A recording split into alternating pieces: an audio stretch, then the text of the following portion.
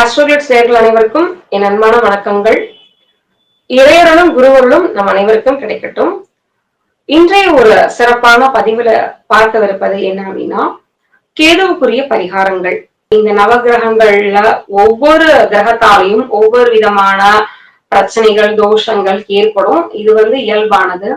இதுல இந்த கேதுவுக்கான பரிகாரங்களை ஏன் பார்க்கிறோம் அப்படின்னா, பொதுவா லக்னத்துல கேது இருந்தாலோ 2, 4, 7, 8, 12 இந்த இடங்கள்ல கேது பகவான் இருக்கும்போது என்ன மாதிரி பிரச்சனை ஏற்படும் அப்படின்னா, ஆணுக்கா இருந்தாலும் சரி, பெண்ணுக்கா இருந்தாலும் சரி, இல்வாழ்க்கை அதாவது குடும்ப வாழ்க்கையில இல்லற சுகம் இந்த மாதிரி விஷயங்கள்ல பிரச்சனையையும் பிரிவினையும் கொடுக்குது. அப்போ இந்த மாதிரி பிரச்சனைகள் உள்ளவங்க என்கிட்ட கேட்கும் போது நான் சொல்லக்கூடிய பரிகாரத்தை தான் இப்ப சொல்றேன். 1, 2, 4, 7, 8, 12 இதுல கேது இருக்கும் போது மற்ற கிரகங்களை பத்தி நான் மற்ற கிரகங்கள் கிரக சேர்க்கை பார்வை பத்தி நான் சொல்லல.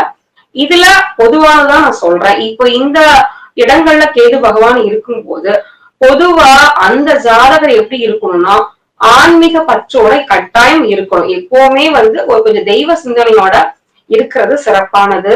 அடுத்து பாத்தீங்கன்னா கோவில் யானைகளுக்கு கட்டாயம் உணவளிக்கணும். அதாவது இப்ப நான் சொன்ன மாதிரி கேது பகவான் இருக்கக்கூடிய இடங்கள்ல பிரச்சனை இருக்கும் போது, அதாவது இல்வாழ்க்கை சம்பந்தப்பட்ட பிரச்சனை இருக்கும் போது யானைகளுக்கு கட்டாயம் உணவளிக்கணும். அப்படி உணவளிச்சுட்டே வரும்போது இந்த பிரச்சனையானது கண்டிப்பா சரி செய்யக்கூடியதா இருக்கும். விநாயகர் வழிபாட்டை தொடர்ந்து செய்யணும்.